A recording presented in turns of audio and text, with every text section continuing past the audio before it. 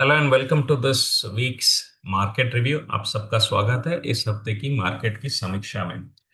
तो ये हफ्ता कैसा गुजरा? तो मैं तो कहूँगा ये हफ्ता काफी हद तक असमंजस में गुजरा है। The whole week has gone through a confuse state of mind and the pain area mainly if you really look at it whether the market should go ahead or not is coming from the continued conflict between US, Israel and Iran।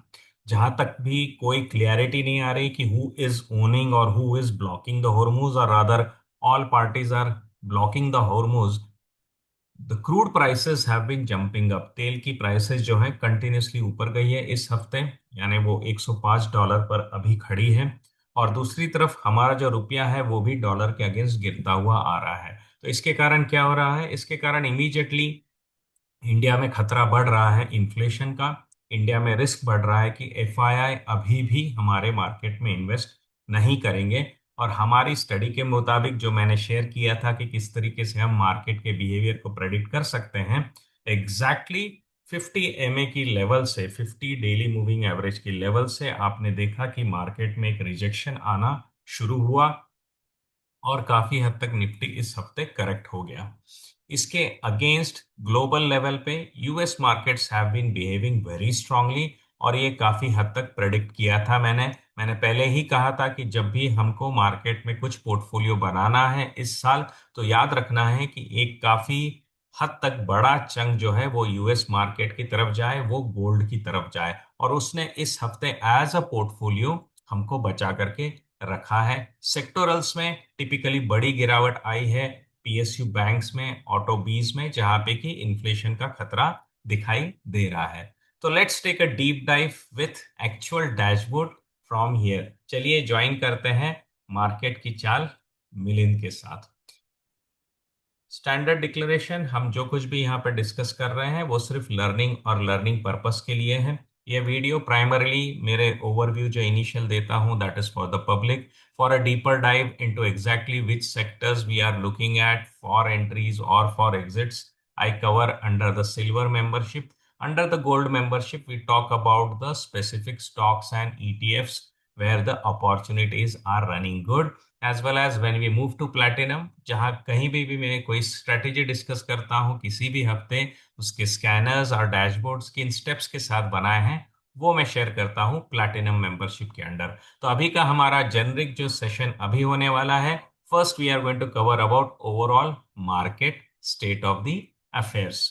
So let's look at the dashboard. Dashboard में जब मैं overall composition देखता हूं momentum का, तो market as such, generic market as such काफी अच्छी strength पे है।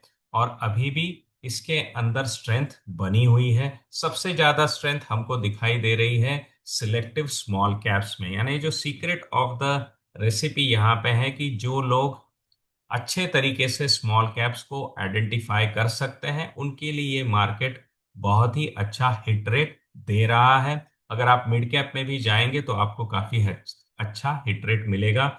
In case of Nifty, breadth इस हफ्ते वीक हुई है और क्लियरली एक पर्टिकुलर सेक्टर के कारण वीक हुई है, and that sector is nothing but the IT sector. तो इस कंडीशन में, करंट मार्केट की कंडीशन में, IT sector is the one which is behaving like a bottleneck for the overall Nifty to make its moves.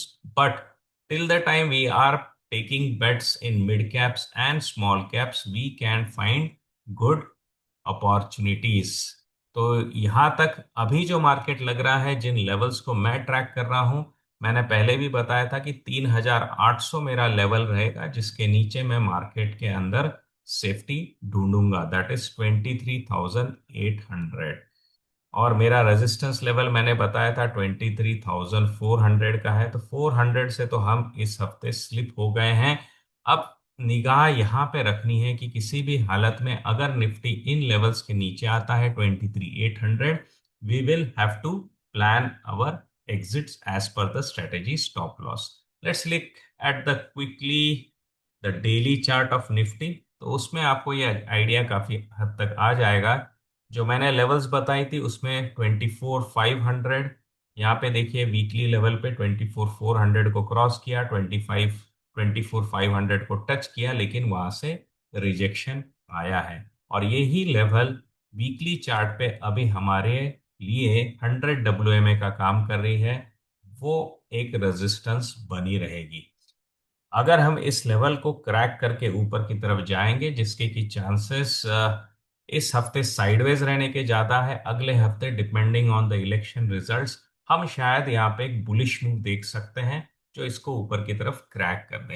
As of now मैं expect कर रहा हूँ कि ये हफ्ता जो है, unless and until any geopolitical moves comes, is going to remain a kind of a sideways somewhere above the 23 500 level, ऐसा मुझे लग रहा है। अभी डेली चार्ट्स पे जाकर के देखते हैं कि लेवल्स कौन से बन रहे हैं। तो जिन लेवल से रेजिस्टेंस आया है दैट वाज 24,400 पे मेरी नज़र थी, तो वीकली क्लोज बराबर उसके नीचे स्लिप हो गया है। और वहां से अब जो रिस्क बन रहा है, अब हमारे लोअर लेवल जो थे साइडवेज के, दैट इज 23,800 पे इसने सपोर्ट लिया है। ओके, सिंस 23,800 पे इसने सपोर्ट लिया है, इस हफ्ते मैं समझ करके चलता हूं कि अराउंड 23,600 तक का एक जोन, साइडवेज जोन हमारे लिए बन सकता है।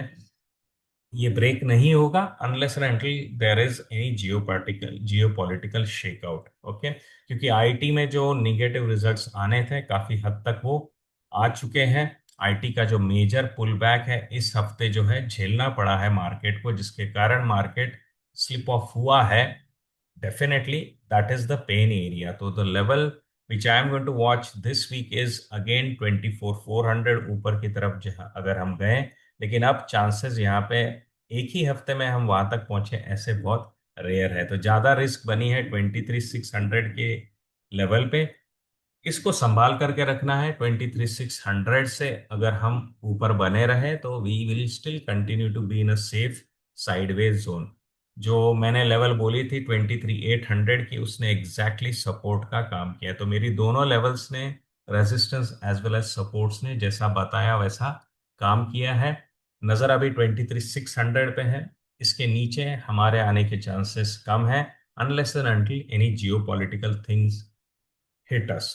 वरी किस चीज की करनी है? तो वरी अब हमको करनी है वेस्ट बंगाल के रिजल्ट्स की, जो कि आने वाले हैं 4 मई में, 4 तारीख of May, that is next Monday. तो ये हफ्ता फ्राइडे तक जाते जाते कुछ और करेक्शन देगा, अगर लोगों के अंदर कुछ एग्जिट पोल्स के रिजल्ट्स के पैनिक्स आए, कुछ रिएक्शंस आए। और वोलैटिलिटी जो है 4 मई के नज़दीक बहुत बढ़ती हुई दिखाई देगी। तो जो कोई भी ऑप्शंस एक्सपायरी के साथ काम करते हैं, जो कोई भी ऑप्शंस में स्ट्रैंगल्स बेच के काम करते हैं, उनके लिए ये सख्त वार्निंग है कि 4 मई के करीब जितना हो सके अपने आप को लाइट कर दीजिए, जितना हो सके अपने आप को लाइट कर दीजिए, क्योंकि इलेक्शंस के रिजल्ट्स के दौरान वोलैटिलिटी बहुत बढ़ सकती है और ये आपकी ओवरनाइट पोजीशंस को बहुत हद तक हिट कर सकती है। During the day, if you are capable to handle the volatility, then only touch it, but otherwise I will say that stop working on any of your option strategies from around 1 को। तो हमारा holiday ही रहेगा, तो 1 को तो holiday है Friday को, so we will end our sessions on 30th। So from 29th onwards itself I would suggest stay away from options, क्योंकि 30th का दिन भी वोलाटाइल हो सकता है due to the exit poll discussions and other uncertainties, right. तो ये हफ्ता जितना भी काम करना है ऑप्शंस प्लेयर ने, they should work till the last phase of voting in West Bengal और ऑन 29th। उसके against you will have to stabilise yourself, right. Let's go to global level. Global level पे जैसे मैंने प्रेडिक्ट किया था, US markets are the one which are running the strongest. Okay, reason साफ है कि और कोई कंट्री के अंदर उतनी एग्रेसिव ग्रोथ आती हुई दिखाई नहीं दे रही है जितनी दिखाई दे रही है एआई रिलेटेड स्टॉक्स में। तो the chip stocks, semiconductor stocks, as well as the AI development, AI agent development stocks and the AI technology stocks, उन स्टैक के ऊपर आपको बहुत अच्छे नंबर्स आते हुए दिख रहे हैं, एज वेल एज उनकी ग्रोथ एस्टिमेट्स भी काफी स्ट्रांग आए हैं। खास करके इंटेल ने जो ग्रोथ एस्टिमेट्स दिए हैं, जो कि ओरेकल ने खुद का परफॉर्मेंस दिया है और एस्टिमेट्स दिए हैं, वो सब एआई रिलेटेड स्टॉक्स में काफी अच्छे मोमेंटम यूएस में ला रहे हैं, जिसके कारण आप देख रहे हैं कि बहुत अच्छी पॉजिटिव मूव हमारे यूएस रिलेटेड ईटीएफ्स में बनी हुई है। और यही मैंने कहा था कि जब भी रिकवरी चालू होगी, एक मेजर चंक अपना यूएस की तरफ पक्का देना चाहिए, क्योंकि यूएस में क्या है, एफआई के ऊपर कोई डिपेंडेंसी नहीं है। क्योंकि यूएस में क्या है, क्रूड रिलेटेड प्राइसिंग का उतना बड़ा इम्पैक्ट नहीं है जितना हमारे यहाँ पे है। राइट। इम्पैक्ट है लेकिन उतना बड़ा नहीं जितना हमारे यहाँ पे होने वाला है, उतना लॉन्ग टर्म भी नहीं होगा जितना हमारे यहाँ पे होने वाला है अगर क्रूड के प्राइसेस ऊपर बने रहे तो। राइट। ऊपर से रिजल्ट्स और एस्टिमेट्स जो पुश कर रहे हैं एआई रिलेटेड टेक्नोलॉजी स्टॉक्स को, उन्होंने बहुत अच्छी मूव दे दी है technology related indices in the US, very specifically MON 100, which is Nasdaq, Mafang, which is the big seven, the mega sevens we call them, the Facebooks, the Googles, the Amazons। तो इनके अंदर काफी अच्छे moves आए हैं। और जो उनके स्टैंडर्ड्स एंड पुअर्स एस&पी के जो टॉप 50 परफॉर्मेंस है उसमें भी काफी अच्छे रिटर्न्स आए, because definitely they also are related to the technology moves.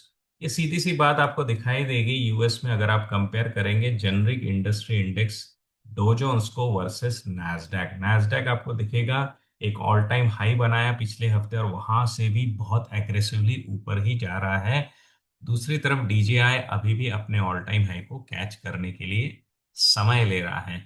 तो बहुत बड़ा फोकस जो है वो यूएस में अभी टेक्नोलॉजी सेक्टर में है। अगर आपका यूएस मार्केट में एक्सपोजर है तो focus on technology, as well as अगर नहीं है तो इंडिया से उस एक्सपोजर को बढ़ाना शुरू करिए, क्योंकि इंडिया से बेटर उनके मार्केट आज की तारीख में ट्रेंड कर रहे हैं। Right, let's look at the US currency. तो यूएस करेंसी में कूल ऑफ आया है, लेकिन यूएसडी आईएनआर में अगर हम देखते हैं तो अभी भी गर्मी बनी हुई है। तो आईएनआर इज वीकनिंग। आईएनआर का वीकनिंग होना जो हमारे यहाँ से एफआईआई से उनकी इन्वेस्टमेंट जो आ रही थी उसको दूर लेके जाएगा। क्योंकि अगर आप यूएसडी में इन्वेस्ट करते हैं और आईएनआर गिर रहा है तो भले ही आप आईएनआर में कितना भी कमा लें, आपका डेल्टा जो है that will be adversely hit because of the weakening rupee. Getting the point. Brent is still hot, running at 105, which is not at all comfortable for the Indian markets. Indian market का comfort typically आएगा below 90, I would suggest। और अभी हम 100 के नीचे भी टिक नहीं पा रहे हैं। So this has been the very painful area। और जो कुछ भी न्यूज़ फ्लो आ रहा है वो बहुत ही एडवर्स है। It is just because of the growth numbers that US markets are not taking a hit। Otherwise, globally markets में काफी हद तक करेक्शंस आ रहे हैं, क्योंकि क्रूड अभी भी महंगा बना हुआ है। एक नज़र बनी रहेगी किस तरीके से ये जो होर्मुज पे ब्लॉकेड लगे हुए हैं यूएस की साइड से, ईरान की साइड से, वो कैसे रिजॉल्व होते हैं। उनके रिजॉल्व होने से पॉजिटिव मूव मार्केट में पक्की आ सकती है। तो if you want positivity we will need that this blockade gets some clarity, gets removed. और जो वीकनेस हमारे मार्केट में आ सकती है उसका एक बड़ा रीजन जो है वो वेस्ट बंगाल के रिजल्ट्स भी होंगे। तो क्रूड की मूवमेंट और वेस्ट बंगाल के रिजल्ट्स, इन दोनों के ऊपर नजर रखते हुए हमको इस हफ्ते में इन्वेस्टिंग या ट्रेडिंग का प्लान बनाना चाहिए। अब किस सेक्टर्स में हम अच्छे मूव्स देखते हैं, किन स्टॉक्स में अच्छे मूव देखते हैं, definitely I start covering it as part of my silver membership program। So all the guys who are in the public domain who have still not subscribed to my specific programs, yeah, this is the week where you will have to focus more on small and mid cap। large cap में खास करके IT बना हुआ है avoid. Opportunities कहाँ पे देखनी है वो हम हमारे सिल्वर के सेशन में एज वेल एज हमारे गोल्डन मेंबर्स के सेशन में डिस्कस करेंगे। So guys, take care, bye bye.